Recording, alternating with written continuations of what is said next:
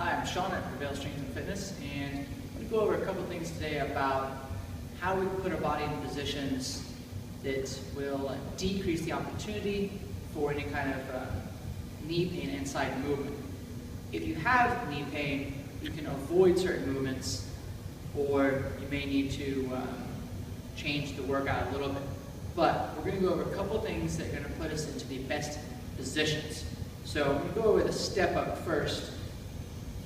One of the things that we can do when we're doing a step up is we need to make sure that we're not creating too much angle and putting too much work on the knee.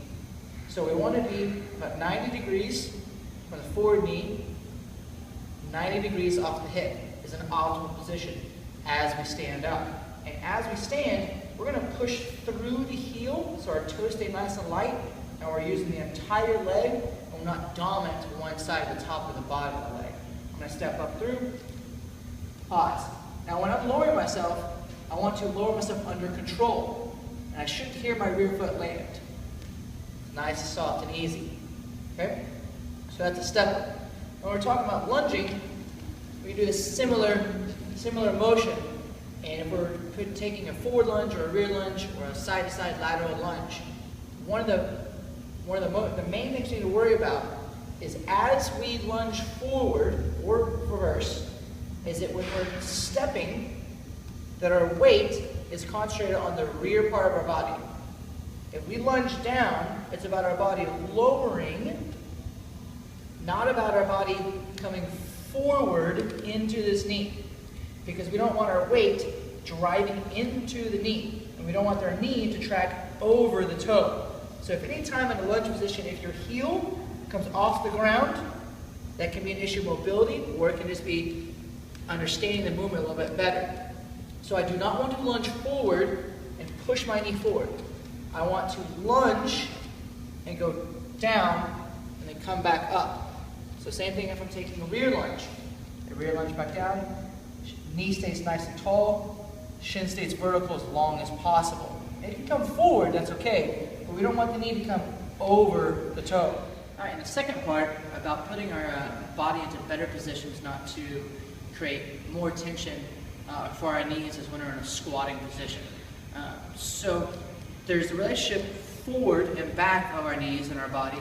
There's also a relationship, we're talking about things tracking in and out from midline or from center of our legs or our body. So I'm going to go into the lunge as we were talking about that.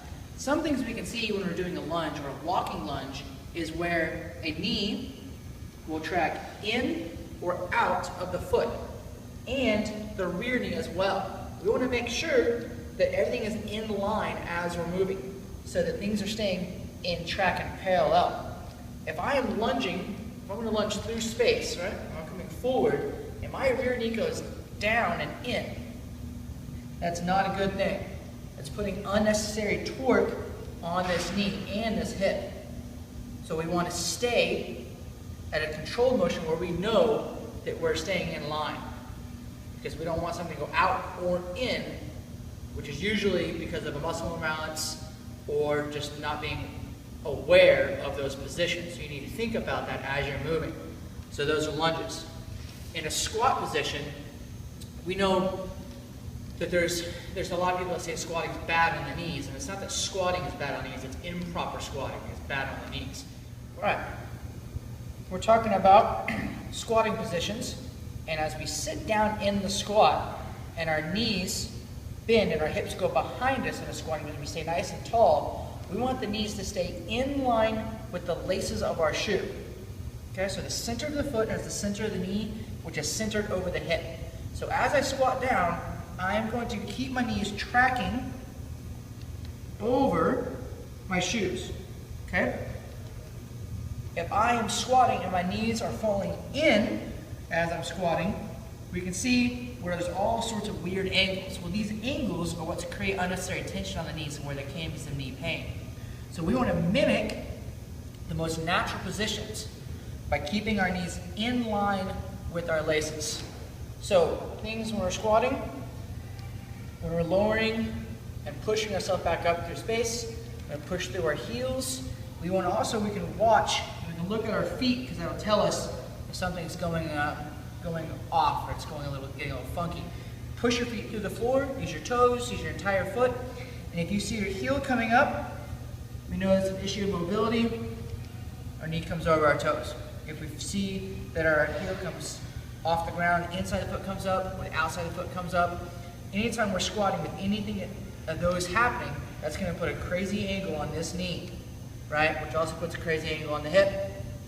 And we do that over and over and over again, then we can create knee pain.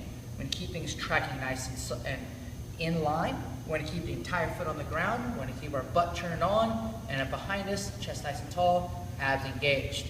So squat, step up, lunge.